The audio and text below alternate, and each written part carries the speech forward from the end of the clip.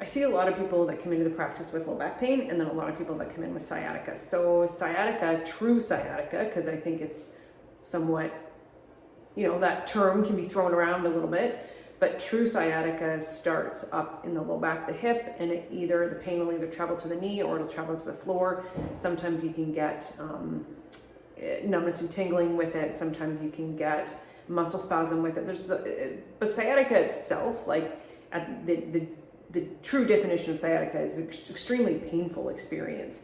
And I've seen a lot of people that have come in over the years and they'll say I'm in a 10 out of 10 pain. It's like nothing I've ever experienced and it is totally incapacitating, right? And I was kind of like, oh yeah, because I didn't understand, right?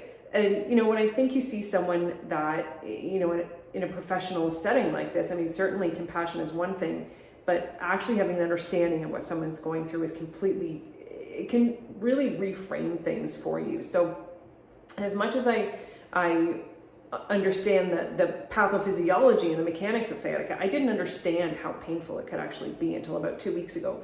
So there was a number of things that kind of contributed to this. One, I was pushing weight a little bit more at the gym than I probably should have been. I was trying to up my weight on some stuff and lost my form, most likely.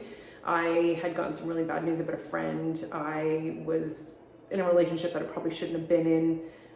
Just wasn't serving anyone. Work was a little bit stressful. My sleep was not as great as it should have been. My hydration was down, right? So there's all these kind of factors that we can kind of add in together that can lead to why we as humans experience more stress. Because that's the other thing is someone comes in often and they're like, how did this happen? How am I in this much pain?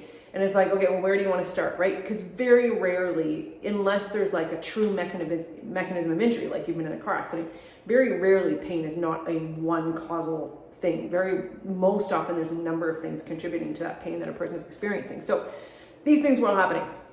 So Friday night, I'm home with the kids, and then all of a sudden this pain starts to build like nothing I have felt before.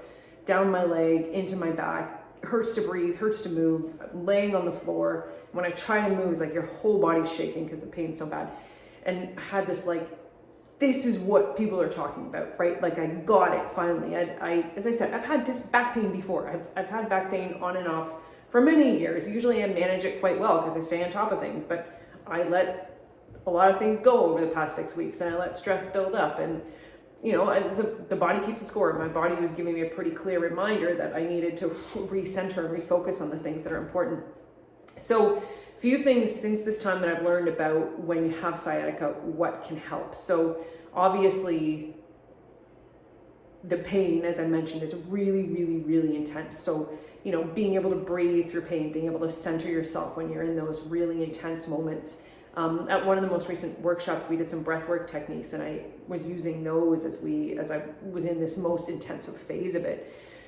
One of the things that I found was most important was to make sure I kept moving. So no matter what, kind of slow walking, slow movement, not staying in one position for too long, that was really helpful. The other thing to think about with sciatica is it's often related to what's happening in the discs in the lumbar spine. So making sure that those discs in the lumbar spine, the low back, are as healthy as possible. One of the big things there is that your discs stay hydrated. So if you're drinking a liter of water a day and some tea and coffee, that's probably not enough, right? Most of us are somewhere between 3 to 4 liters of fluid a day is what we need to keep our discs properly hydrated, to keep those sponges nice and spongy, because that's what our discs are.